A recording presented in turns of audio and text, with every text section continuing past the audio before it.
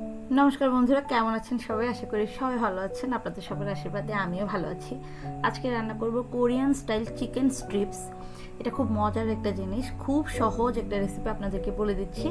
মুরগির যে ব্রেস্টের পিস, ওইটা লম্বা লম্বা করে আপনারা একটু দেখে বুঝে নেবেন। আমি কেটে নিয়েছি। তারপরে দিব লবণ, দিয়েছি গোলমরিচ গুঁড়া, এক ফালি লেবু আমি টুকরো করে ওইটার রসটা দিয়ে দিব।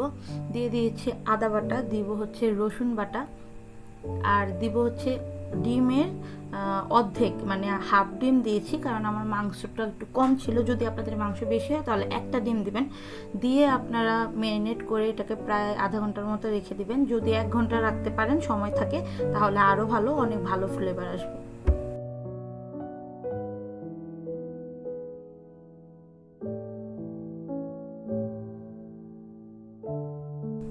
প্রায় আধা ঘন্টা পরে আমি ম্যারিনেট করা যে মাংস, ওইটার মধ্যে 2 চামচ কর্নফ্লাওয়ার দিয়ে আবার মিশিয়ে নেব। মিশিয়ে ভালো করে মেখে নেব।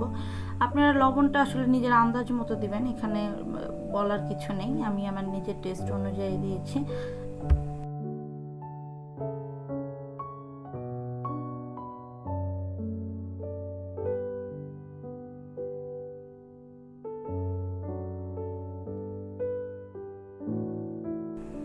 তারপর ডিপ ফ্রাই করার জন্য যতটুকু তেল লাগে ততটুকু আমি গরম করে নিয়েছি। রিফাইন্ড তেল, মানে সয়াবিন তেল দিয়ে তারপরে আমি মাংসগুলোকে খুব লো হিটে, মানে একদম হাই হিট করবেন না, যাতে মাংসটা সিদ্ধ হয়ে যায়, তেমনভাবে লো হিটে এটাকে ভেজে নেবেন ভালো করে, লাল লাল করে।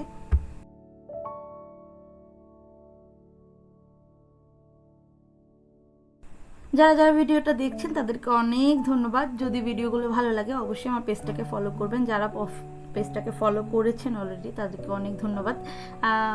আত্মীয় স্বজন, বন্ধু বান্ধব সবার সাথে শেয়ার করবেন আমাদের পেজটা, তাহলে অনেক তাড়াতাড়ি বড় হয়ে যাবে। আমি নতুন নতুন রেসিপি দেওয়ার খুব ট্রাই করব।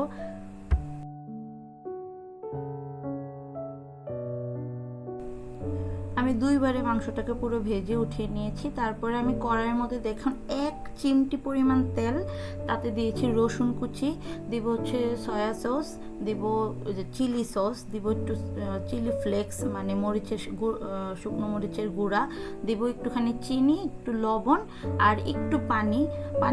দিয়ে আপনারা এটাকে নাড়িয়ে মিশিয়ে নেবেন।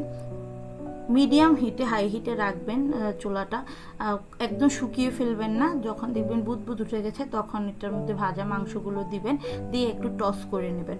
এটা আসলে এই রেসিপিটা এরকমই, একটু টস করে নেওয়ার। এটা সসটা যখন পুরোটা মাংসের মধ্যে মিশে যাবে তখন এটাকে নামিয়ে নেবেন।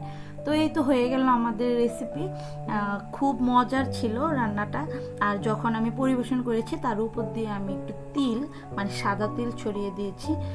তো এই তো হয়ে গেল আমাদের রান্নাটা। আপনারাও ট্রাই করবেন, ট্রাই করে আমাকে জানাবেন। আর আজকের মতো বিদায় নিচ্ছি, নতুন রেসিপি নিয়ে আবার চলে আসবো।